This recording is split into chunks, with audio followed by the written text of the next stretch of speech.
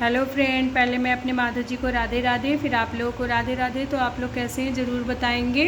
तो मेरे माधव जी का आरती पूजा तो हो गया है, तो अब माधव जी को भोग का टाइम है और माधव जी भोग लगा के शयन करेंगे। तो मैं जो सत्यनारायण भगवान की कथा है तो मैंने पहले आप लोगों को सुनाया, अपने माधव जी को सुनाया। तो माधव जी अब मेरे तीसरा अध्याय है, तो माधव जी को मैं अपने तीसरे अध्याय की कथा सुनाऊँगी, तो आप लोग ज़रूर ध्यान से सुनेंगे। सूत जी बोले, हे श्रेष्ठ मुनि, अब आगे की कथा कहता हूँ, सुनो। पहले समय में उल्का मुख नाम का एक बुद्धिमान राजा था। वह सत्य वक्ता और जितेंद्रिय था। प्रतिदिन देव स्थानों पर जाता और गरीबों को धन देकर उनके कष्ट दूर करता। उनकी पत्नी कमल के समान मुख वाली और सती साध्वी थी। भद्रशिला नदी के तट पर उनके दोनों ने श्री सत्यनारायण भगवान का व्रत किया और उस समय एक साधु वैश्य आया। उसके पास व्यापार के लिए बहुत सा धन था और राजा को व्रत करते हुए देखकर विनय के साथ पूछने लगा, हे राजन, भक्ति उचित से आप क्या कर रहे हैं? मेरी सुनने की इच्छा है, सो आप यह मुझे बताइए। राजा बोला, हे साधु, अपने बांधवों के साथ पुत्रादि की प्राप्ति के लिए एक महाशक्तिमान की सत्यनारायण भगवान का व्रत एवं पूजन किया जा रहा है। राजा के वचनों को सुनकर साधु आदर से बोला, हे राजन, मुझे इसका सब विधान कहो, मैं भी आपकी कथा अनुसार इस व्रत को करूँगा। मेरी भी कोई संतान नहीं है, इससे निश्चय ही होगी। राजा से सब विधान सुन व्यापार ने निवृत्त होकर आनंद के साथ घर गया। साधु ने अपनी स्त्री से संतान देने वाले उस व्रत का समाचार सुनाया और कहा कि जब मेरी संतान होगी तब मैं व्रत को करूँगा। साधु ने ऐसे वचन अपनी स्त्री लीलावती से कहे। एक दिन उसकी स्त्री लीलावती पति के साथ आनंदित संसार का धर्म पर्वत होकर सत्यनारायण भगवान की कृपा से गर्भवती हो गई। 10वें महीने एक सुंदर कन्या का जन्म हुआ। दिनों दिन वह इस तरह बढ़ने लगी जैसे शुक्ल पक्ष का चंद्रमा बढ़ता है। कन्या का नाम कलावती रखा गया। तब लीलावती ने मीठे शब्दों में अपने पति से कहा कि जो संकल्प किया था भगवान का व्रत करूँगा, अब आप उसे करिए। साधु बोला, हे प्रिय, इसके विवाह पर करूँगा। इस प्रकार अपनी पत्नी से आश्वासन देकर नगर को गया। कलावती पितृ गृह में वृद्धि को प्राप्त हो गई। साधु ने जब नगर के सखियों के साथ अपनी पुत्री को देखा तो तुरंत ही दूत को बुलाकर कहा कि पुत्री के वास्ते कोई सुयोग्य वर देख कर लाओ। साधु की आज्ञा पाकर दूत कंचन नगर पहुंचा और वहां पर खोज कर और देखभाल करके लड़की के सुयोग वर्णिक पुत्र ले आया।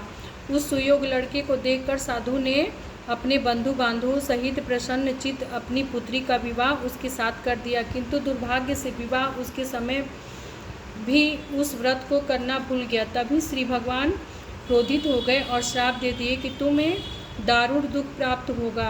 अपने कार्य में कुशल साधु बनिया जमाता सहित समुद्र में समीप रत्नपुर नगर में गया। वही दोनों ससुर जमाई चंद्रकेतु राजा के उस नगर में व्यापार करने लगे। एक दिन भगवान श्री सत्यनारायण की माया से प्रेरित होकर चोर राजा का धन चुराकर भागा जा रहा था, किंतु राजा के दूतों को आता देखकर चोर ने घबराकर भागते हुए धन को वहीं से चुपचाप रख दिया जहां वे ससुर जमाई ठहरे थे।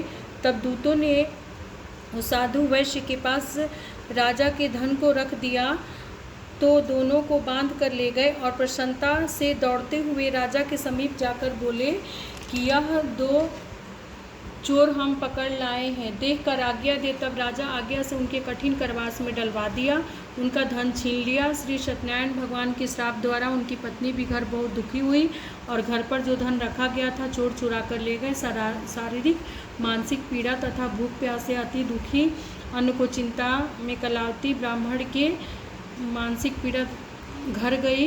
वह उसने सत्यनारायण भगवान का व्रत होते देखा, फिर कथा सुनी तथा प्रसाद ग्रहण रात को घर आई। माता कलावती से कहा, हे पुत्री, अब तक कहाँ रही? वो तेरे मन में क्या है? कलावती बोली, माता, मैं एक ब्राह्मण के घर सत्यनारायण भगवान का व्रत देखा। कन्या के वचन सुनकर लीलावती भगवान के पूजन की तैयारी करने लगी। लीलावती ने परिवार में बंधुए सहित सत्यनारायण भगवान का पूजन किया और मांगा कि मेरे पति और दामाद शीघ्र आ जाएं, साथ ही प्रार्थना करी कि हम सब अपराध क्षमा करो। श्री सत्यनारायण भगवान ने इस व्रत से संतुष्ट हो गए और राजा चंद्रकेतु को स्वप्न में दर्शन देकर बोले, हे राजन, दोनों वैश्यों को प्रातः ही छोड़ दो और उनका सब धन जो तुमने ग्रहण किया है वह दे दो, नहीं तो मैं तेरा धन, राज्य, पुत्र आदि नष्ट कर दूंगा।